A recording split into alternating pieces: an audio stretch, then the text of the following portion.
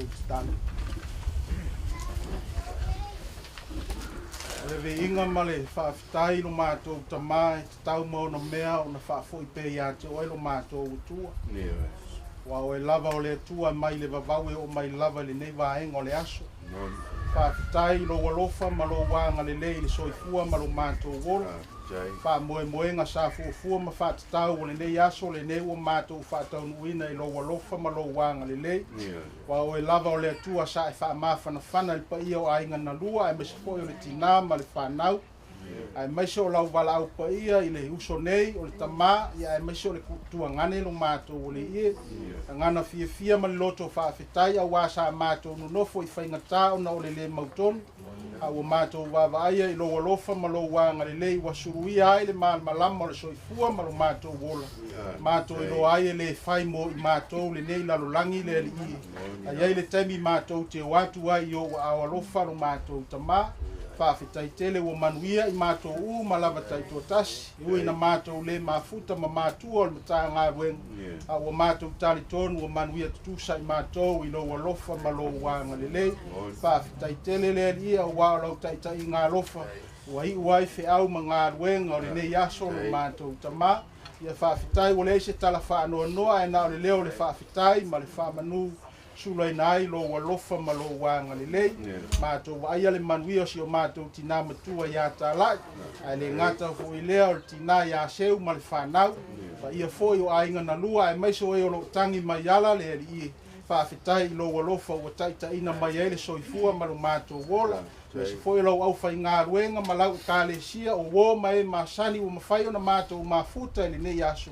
Whaafetai tele i lo walofa ma lo wha maoni lo mātou o le ie. Fuafuanga ma lava singa na ona fuafua ma whātatau. Ai ia te o e lava le whātau nuina pe ona mātou iai fia le nei aso. Mātou whaafitai le ali o mātou aulia le nei aso. Mātou wawai mai le nātau sanga si o mai lava le nei tau sanga. Whaafitai tele i lau taita i nā lofa lo mātou tamā. Whaafitai le nganga pa ia sa taito o luaina i mātou i whi au ma ngā ruenga. Taimi e le taunga le muai ma taimi e taunga le muai lo mātou wola le ali ie. Ai le ngata fo i lea o ua fionga pa ia ia wao ma whaatonu ma whaasino i mātou. I ala ia o na mātou sava wali ai.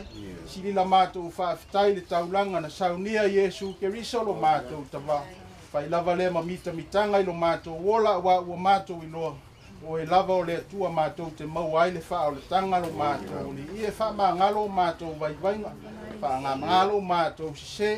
Le ngata fo i lea, ia mātou moa le loto fe mangaloa i lo mātou tamā.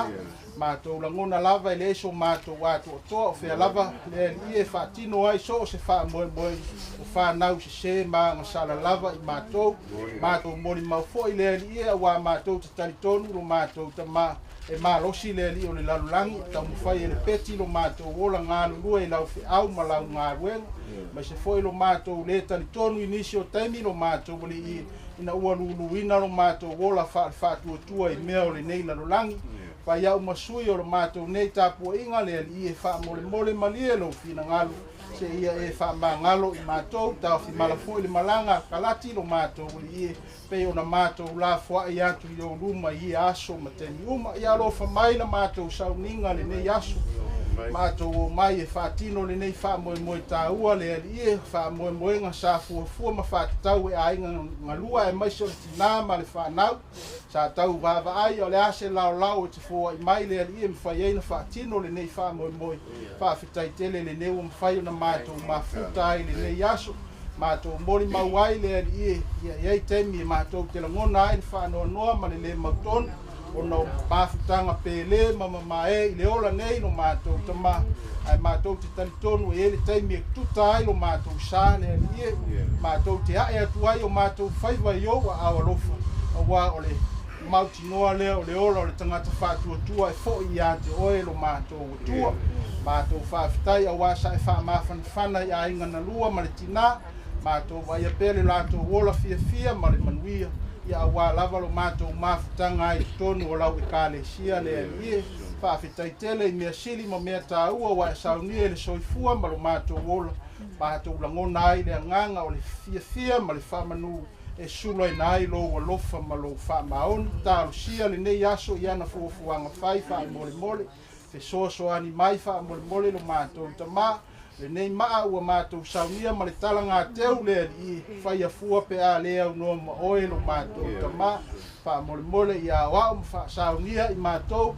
na ia mato va vai ma le loto fa tu e fai ma mole mau ia te mato ele lava oe lo mato tama ia le nala mato talo le le nei yaso tu poina le nei yaso tanto mafuta pe ma oe anga le mato na ia tala ma wale tino malosi le ie fuai nisi yaso stele mato te mafuta I pe me se foi a inga na lua ia iai lo walofa ma lo wanga le nisi foi utangi mai ala o le mfai o na mato mafuta pa mole mole yo atu iai le mana wa mato talo mai se foi le tina ia seu ma le whanau ia iai lo walofa ma lo wanga le tala whanua noanga le nei yaso ia susuru lo mala malama le soifua ma lo mato wolo mato te whaatino ina ene nei wha moe moe le anganga whaatua tua mai ate o ia nala mato talo le ia ua nei whaia o mato lotu whaia lo fina ngalo tamae manu iai me uma mato whaia ya se temi mato tala la ua fionga wha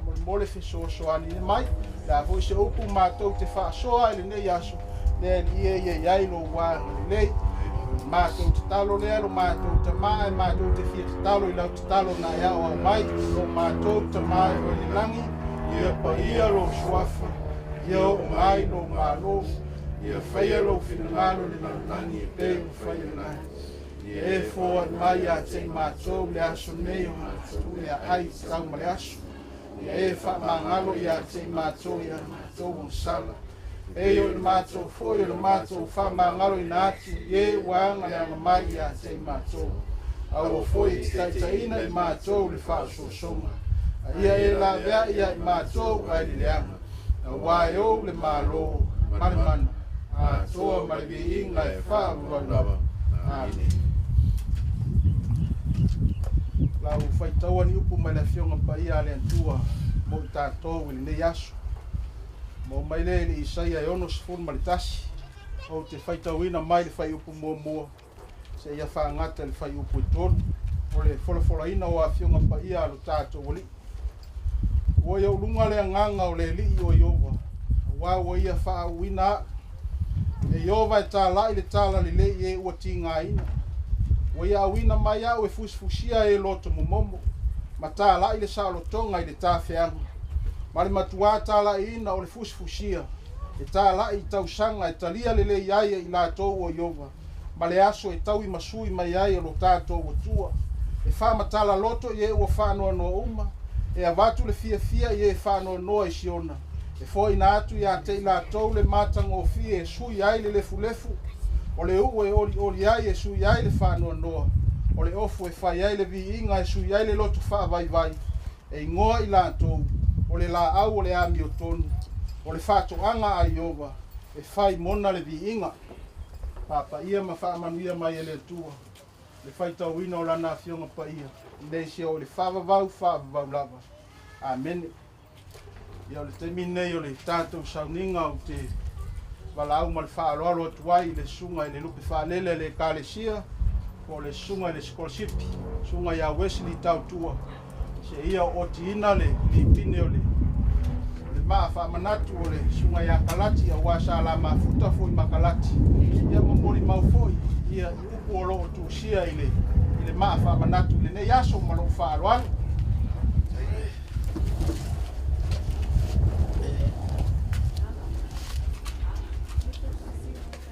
Before I open this and unveil Kalati's tomb or headstone, first of all, on Sunday, we had White Sunday. And on that day, all of Kalati's family and his children came together and they did an offering in remembrance of Kalati. Today I see his truck here to be at this service in remembrance of Kalati. Today we have family and friends all gathered here today in remembrance of Kalati. The presence of Kalati is still with us. Even after a year, he's still with us. And that is the reason that we do this headstone is so that Sel and the children and their children and every other generation after that can come and acknowledge their father. Not only that, we also have his mother and his sisters and his brothers all here today. This is a remembrance of someone who made a difference in our lives. Ele swafo le tapa le alo maranga paia o te tatala ro ia ele maa whamanatu o le sunga ia Kalati Rex tole a whoa.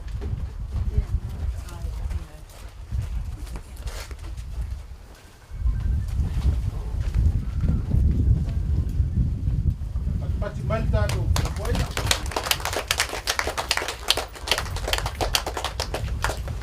Ai ka avali le mga oi ka maro le. Say it's a oporo to share maa. Kalati Rex tole a whoa. Heaven Sent on the 30th of December 1977. Heaven Bound on the 12th of October 2021. God saw you getting tired and a cure was not to be. So he put his arms around you and whispered, "Come to me." With tearful eyes, we watched you and saw you pass away. Although we adore you dearly, we could not make you stay. A golden big heart stopped beating, hard-working hands to rest. God broke our hearts to prove to us he only takes the best. Beloved son of Whaimālo tore a whoa Kalati and Tālai tore a whoa, devoted husband of Sel tore a whoa, loving father to Sidia, Taushala and Aaron, best daddy in the world, dearest brother to his siblings and favorite uncle to his nephews and nieces, sorely missed by families and friends. Stay safe and stay blessed. Bye bye.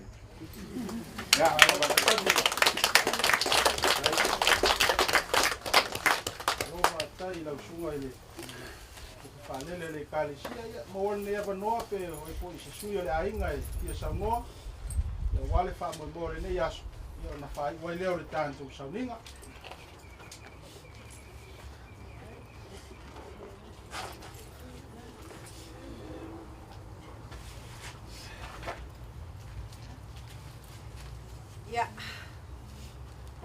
Tafane o pa ia mal mamalo au fangal wenga le tua. Vai anele sua lau sunga le taita ele ne yaso lau sunga siaki haini. Ya, fa pe foi le pa ia mal mamalu tupu mae fa le toma tausi mal pa ia wasa sao nei le ne yaso. Ele ai se mata tala tele. Pau lea, ia o lea o tau whaafafonga I upu. O lo I le ma. O mata o loto ia. E ui awhai mai wa ato le tau sanga te tala whanonoa. Ai tau tinoa e le uma. O no le misi o le tata. Iuhi lea. O sa noa lau sunga taitai le nei tai au. O le nei tula le aso. A vea foi lea e whai mawha amawhan whananga pēr I o matou roto. Ai mai sisi o matou tina. E le mawhai o nau tu fia loi mata. E whamalulu atu. E le mawhai. Ai. Ia o loo leo e whai masui al tina. Ma le nei a inga. E mamoli atu le whaaftai tele lau sunga. Siaki mo upwa mawhanawhana. Ma le tatalaina. O lona ai nei aso. Ia lofa mai pele atua. Wha mawhanawhana pe o tatou lokso mo tatou mawhawha. Ia. O te le lopo lale si au tala wa lefa mai fiu. Alu o e whaile tala.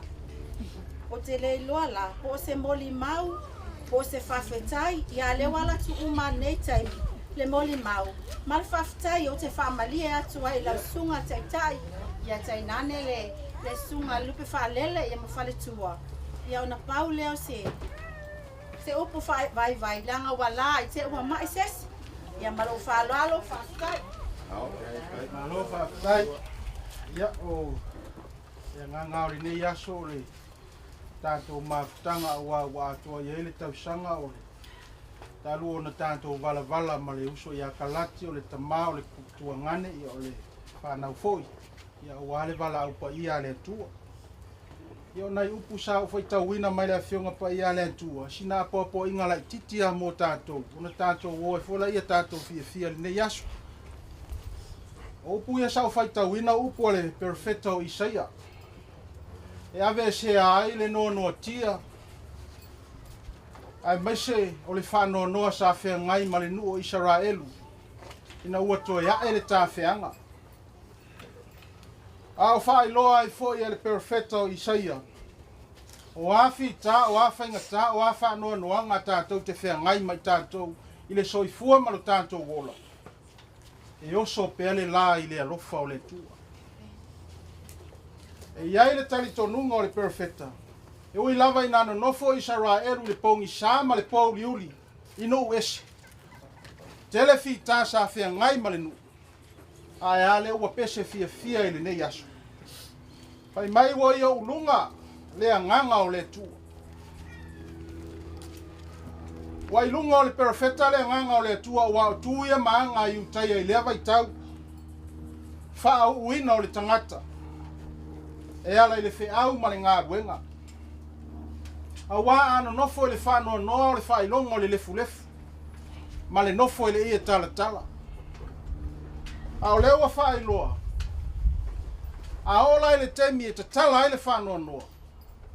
O na whaileo le teufu ngā la au a tu i lungo le uru. Ma sa i ai le suau. O le whailonga ua te tala le whanoa noa i le oli. E le ngata la i le te tala o le whanoa noa. Ai la ngona uma e tangata i utaia. E o a i tangata o nu ese o woma e masani o a inga.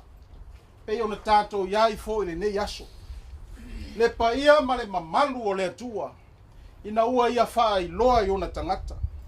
Le ala fo i leo le whai mai o Yesu. A wawa ia wha uu ia te au. E ala i le nganga o te alu ai e tā la i le tāla le lei inu umalava o le lalolangi. Wha uina fo i Paulo e anenia na alu fo i. Whai mai uau i loa. A whai e le petia lo whale a tanga whale lalolangi. Wa iai le whale o le langi. O le whale le whai e lima. O le whale lea e whavavau. A whai mai fo le apostolo wa ua i loa ele mawhai e le oti po le ola. Po a ngelu po a li po se isi lava mea. O na whate te e se ina oe ma u mai lea lofa ia Yesu Keriso. Ia le pa ia a inga na lua ma tātou mafutanga le nei asu. Pa pēr fole tina ia seu ma le whanau. O le autu o le tala ngā teu ma le whamoe moe o le nei asu. O le tātou mawhau fi le mū lea. I le wha mawhana whananga le atua ia te tātou.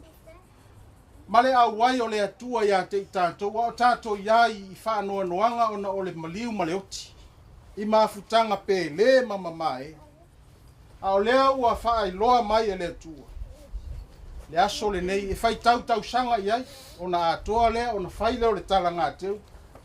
O le winga la le nei aso, o le tatala o le whanoa noa. Lea ua alo ia ai le maa. E taua o le maa le tunga mau. Po le maa wha manatu. O le wha moe ola leo le kerisiano e wha manatu mai ai a te tātou. E le whai moe tātou le lalolangi nei. Ai ai le wha moe i le ola e wha vavau. E a whai tātou te tali tonu ma wha tua i a te ia. O le tāua o le maa. Whai mai o sua ina ua savalia e Israelu le vai o le tani. A tō o i lesi tu o le vai ave ni maa.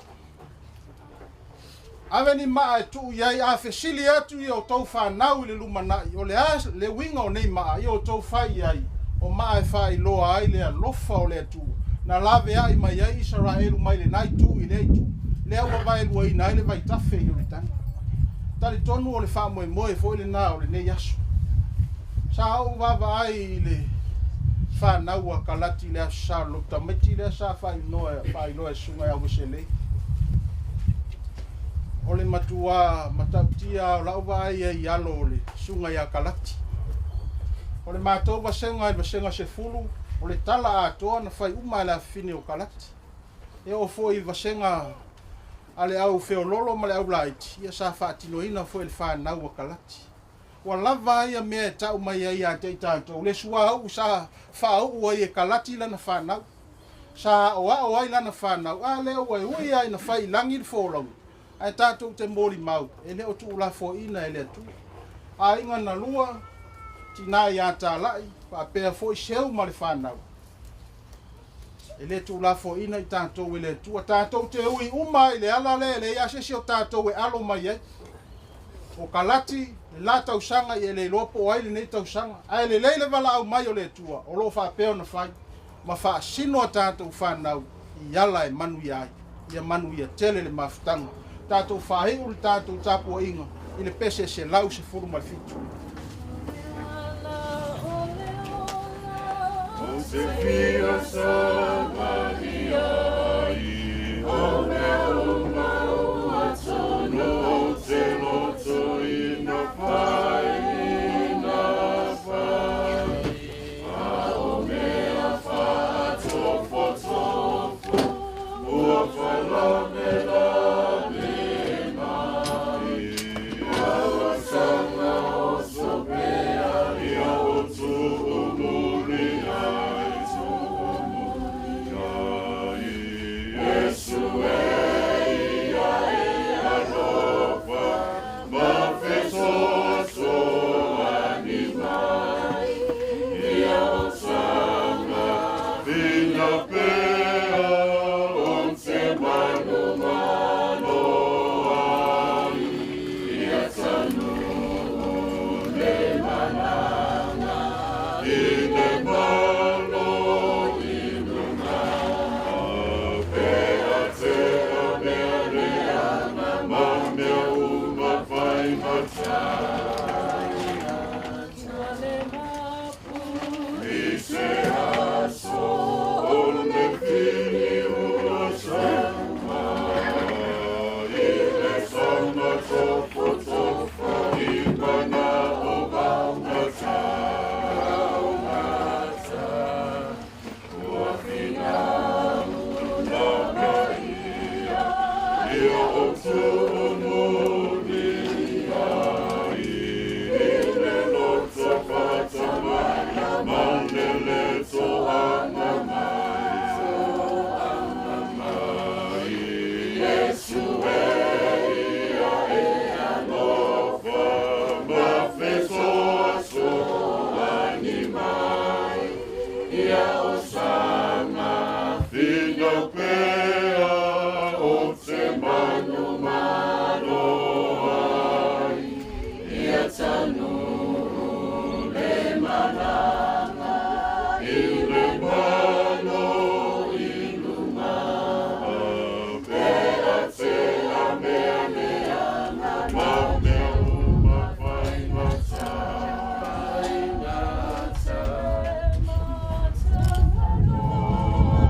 I le papalau I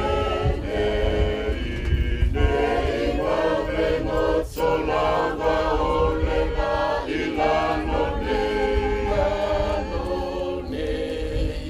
Maua pongi sa leana, o te fia sa baniai.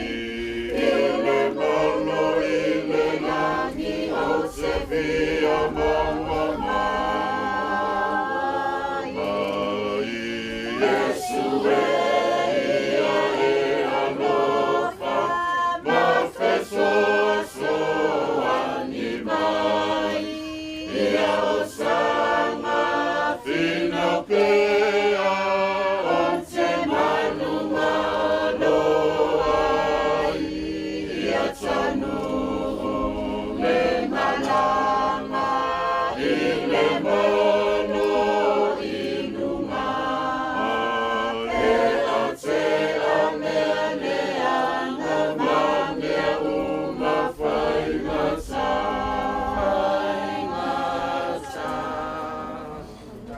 Tātou ua mai anga koe ngā tangata lo mātou. Ai mātou te wha moe moe lo wanganga I tai tō uaina, māwhutanga I le nei asu. Ia mātou langona whātasi le anganga o le fia lo mātou tamahi. Awa e tele tu la fo ina le soifua ma lo mātou. Tu mau yo mātou lunga lo manuia le tu al tamale file mua Yesu Keriso lo mātou ali. Ma le mawhitanga ma lo anganga pa ia nese o i le whavavau lafu. Mene, ia, singa mingu ke a whamolmole a. Ia. Le ava tele te tau wai. Whaalo foi. Whai ia lo leo e whai masui o le tinama le nei a inga. Momoli atu ai le whaftai tele lava i lau sunga siaki. Mo le upu whamawhana ma le tsalaina aloa ia o le whanoa noa le nei aso. Ewi lava na iei whanoa noanga. Ia ai whaftai tele le upu fola. Whamawhana i peo tatou loto whanoa noa. O se talinga foi e fia whalongolongo. O se whisanga e angi maalia e sau noanga le nei aso. Ia avea ia o se maila au e momoli mai ai. E wha i o tātou loto o whamawhanawhananga sili mai le ali. Ai avatu ai le leo e whaftai tele atu I lau sunga. Ta lia aloa ia o le wala au whaaloalo atu al tina ma le nei a inga. E ui lava ina o tātou le mafuta ma le sunga I le sea ma le whalitua o na o fuafuanga le ka le sia. Ai wavea lava lau sunga ma le whalitua e whai masui. Whabea fo le sunga le whalele ma le whalitua. Ia o se anganga le tau wha Pai atu ai le whaaftai tele. Lona lua. Ia e mae ale vai o na tātou e tā le wha. I o I le nofoanga le whea au waa. Ai pongiriki. Ia pongiriki. O pongiriki ia kongo whesiri le ia fiti. Ia mo le alo tautua lea. Ia DJ ma. Ia tono lo sila fia. Ia o lona lua.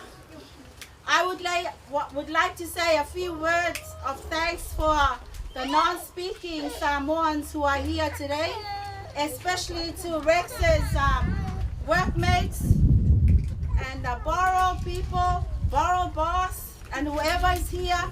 We would like to say thank you so much for the lovely thoughts and the kind thoughts of bringing Rex's truck to be here on this day of his unveiling.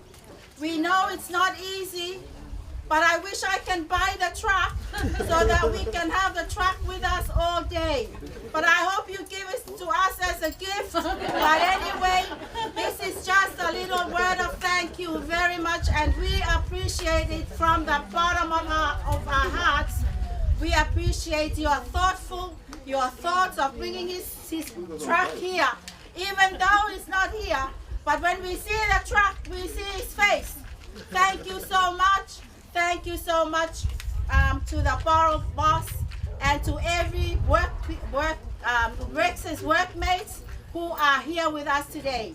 Not only that, whoever is here on behalf of Sel and the kids and this family, we would like to say thank you so much for coming to witness this unveiling for our lovely brother and our youngest of the family. Thank you so much. Your being here, your presence here today makes us really sort of comforting and encourage us as we still mourn the loss of our dear brother. Thank you so much. And then, we are not finished yet. We have to go to, where's the place? Latana. Well, I'm sorry, I don't live here and I don't know whatever. But if whoever doesn't want to know the place, this is the girl, the lady who's in charge, the Fiti and Malia and Udo and Tausala and Ken. Ask them where the place is so they can direct you. And we'll go there and finish our service today. Ya malfai unga upu, ya faftai tele, lau sunga taitai, lau sunga lupi falele, mfaltua, pa ia malmamalu, malo falo alo. Faftai.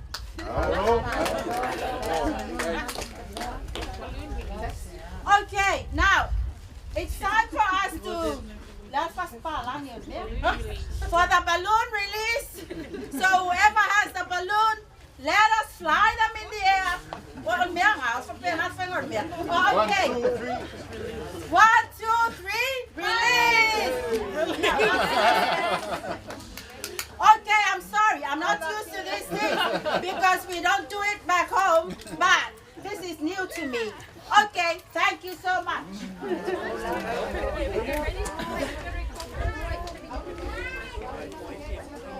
Ya, wailawa if ya kweni ata ya wawa noa sumai ulo ya tato poyata ueto wata male ile ma ya ma waifo eto mana miele vai malulu ya la maita yetu ma ile tule ma malvaya alia ya mana vai vai after lava.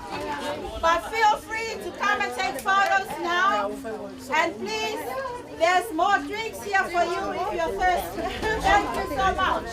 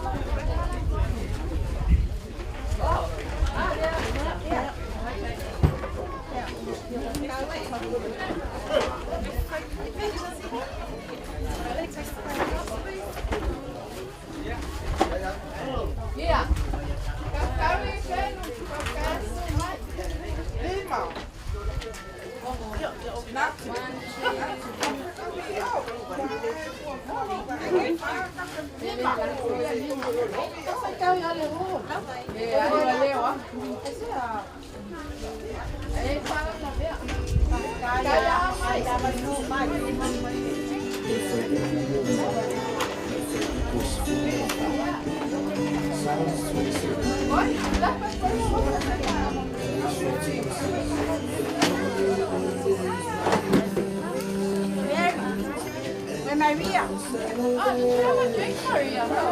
Drink. You have a drink. Yeah, may sama ba? Ano esa? Sala. Oy, esa mango.